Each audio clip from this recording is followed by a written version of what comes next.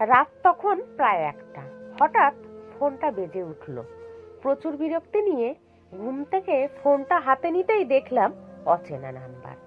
প্রথমে ভাবলাম ধরবো না, তারপর মনে হলো বিপদে পড়ে কেউ যদি ফোন করে রিসিভ করা উচিত। ঘুম জড়ানোর চোখে হ্যালো বলতেই অপর প্রান্ত থেকে শোনা গেল এক কাকুতি ভরা কণ্ঠ। হ্যালো বাবু, আমি মা বলছি। কেমন আছিস বাবা? থতমত খেয়ে গেলাম প্রথমে। তিনি বলতে থাকলেন, কতদিন তোকে দেখিনি বাবা। আমার সোনা দাদু ভাই কেমন আছে রে? আর বৌমা, তোরা এসে একবার দেখা করে যাস না রে বাবা তোদের বুড়ো মায়ের সঙ্গে।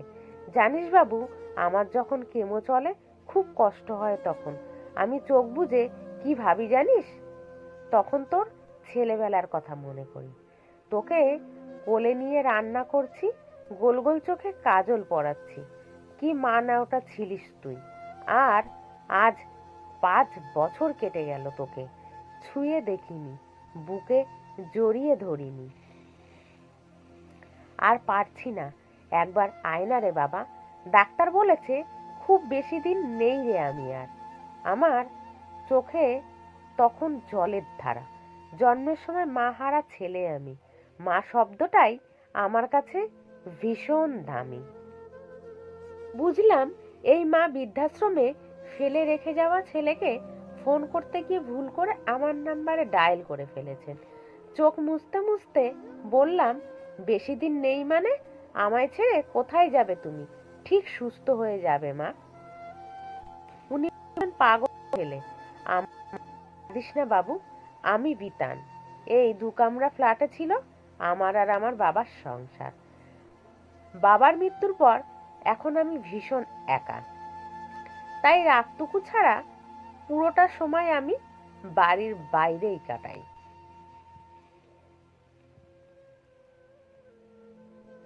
মা ছাড়া জগৎ কেমন তা আমি জানি। ছোট থেকে কেবল দেখেই এলাম বন্ধুদের মায়েরা তাদের হাত ধরে নিয়ে আসছে, স্কুল ছুটির পর অপেক্ষা করছে, শাড়ির আঁচল দিয়ে কপালের ঘাম মুছিয়ে দিচ্ছে, কখনো দুষ্টুমি করার জন্য বকাবকি করছে। আমারও খুব ইচ্ছে করত মা বলে ডাকতে, মাকে জড়িয়ে ধরতে, কিন্তু জন্ম থেকেই আমি যে মাতৃহারা, তাই সে স্বাদ আমার আর পূরণ হয়নি। আমার কাছে মা পৃথিবীর শ্রেষ্ঠ সম্পদ। বাবা আমাকে খুব যত্ন করে একা মানুষ করলেও মায়ের জায়গাটা চিরকালই ফাঁকা থেকে গেছে আমার মনে। শোনো মা, তুমি আর কখনো এমন কথা বলবে না। ঠিকমতো ওষুধ খাবে, খাবার খাবে, দেখবে ঠিক ভালো হয়ে যাবে তুমি। তোমার বাবু সবসময় তোমার পাশে আছে মা। তুমি এক কাজ করো, কাউকে বলো আমার ফোন নাম্বারটা লিখে নিতে। আমি মুখে বলছি, তোমার যখন ইচ্ছা করবে তুমি কাউকে বলবে ফোন করে দিতে, কেমন? ঠিক বলেছিস বাবা, সুগারের চোখে আর ভালো দেখতে পাই না। আর আমি একদিন গিয়ে তোমার কাছে একটা ফোন দিয়ে আসব। আমার নাম্বারটা সেভ করে দেব। তখন যখন তোমার বাবুর কথা মনে পড়বে তখনই কথা বলতে পারবে। সত্যি তুই আসবি বাবা? যাব মা, অনেক রাত হয়েছে। মা রাতে খেয়েছো? হ্যাঁ রে বাবু, ওই সীমা বোনটা জোর করে খাবার খাওয়ায় আমায়।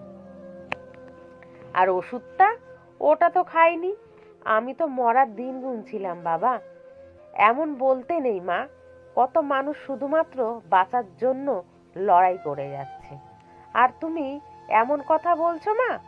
যাও ওষুধটা খেয়ে নাও। হ্যাঁ বাবু, আজ আমি ওষুধ খাবো। আমায় বাঁচতে হবে তোকে দেখার জন্য।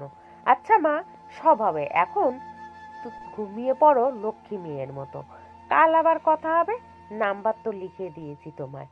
হ্যাঁ বাবু, আজ আমি শান্তিতে ঘুমাবো। সেদিন সারা রাত জেগে কাটিয়েছি আমি। মনে মনে আফসোস করেছি সেই ছেলেটার জন্য, যে কিনা মা থাকা সৌভাগ্য নিয়ে বেঁচে থেকেও সবচেয়ে দামি সম্পদটা হারিয়ে বসে আছে। মনে মনে ঠিক করে নিলাম, সুযোগ যখন পেয়েছি এই মায়ের অকৃত্রিম স্নেহ ভালোবাসা থেকে কোনোভাবেই নিজেকে বঞ্চিত করব না। সকালে ঘুম থেকে উঠেই ছুটলাম ফোন কিনতে।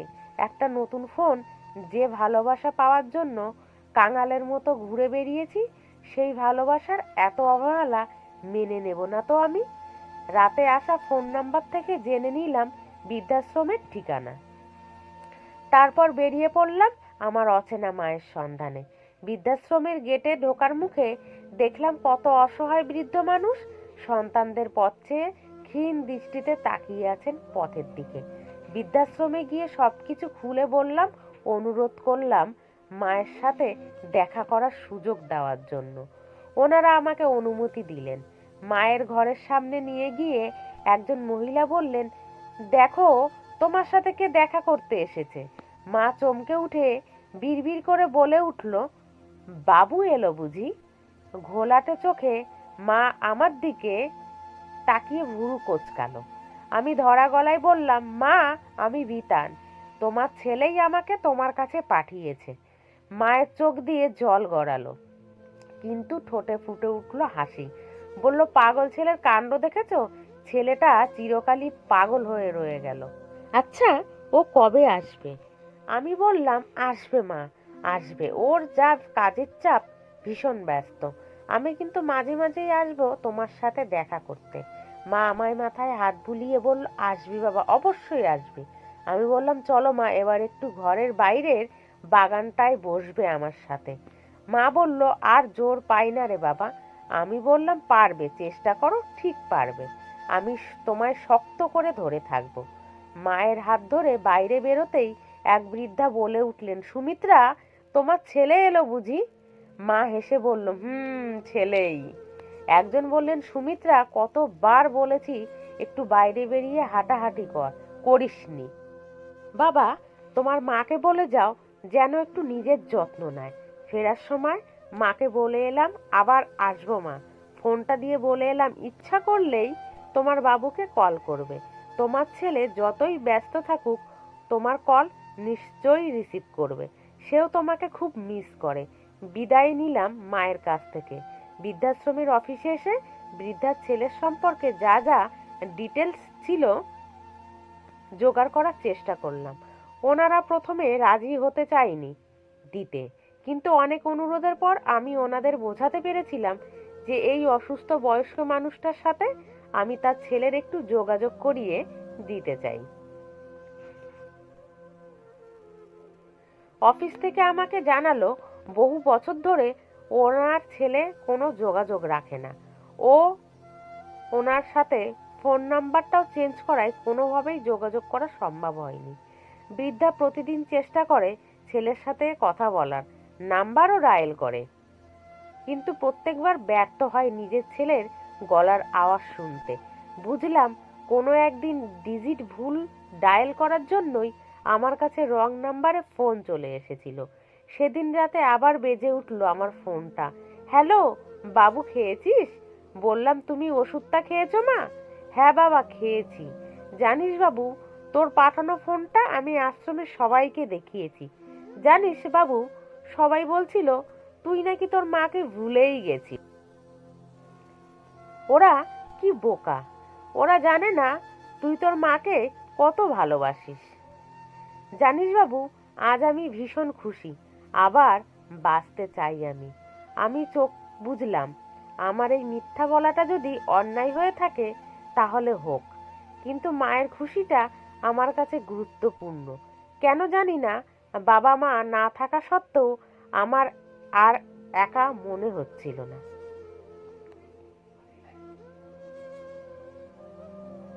আর ঠিক এইভাবেই শুরু হলো আমাদের মা ছেলের সম্পর্ক। এরপর 6 মাস কেটে গেছে।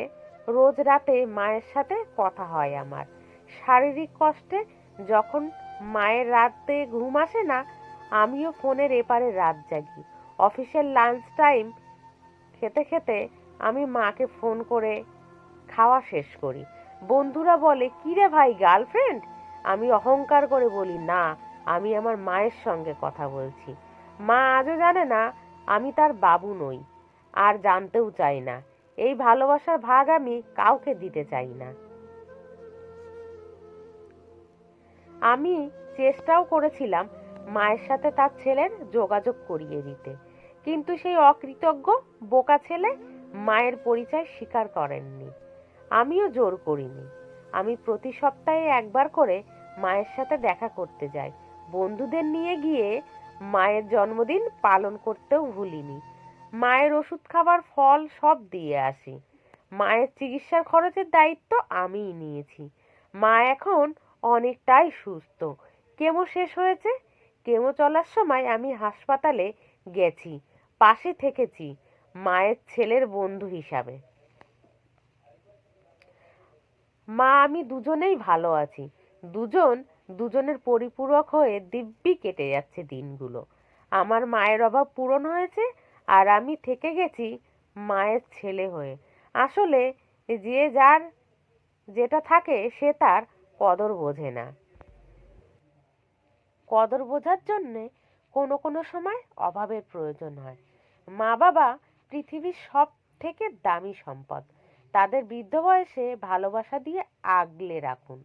তাদের ঠিকানাটা বৃদ্ধাশ্রম না হয়ে নিজের বাড়ি হোক।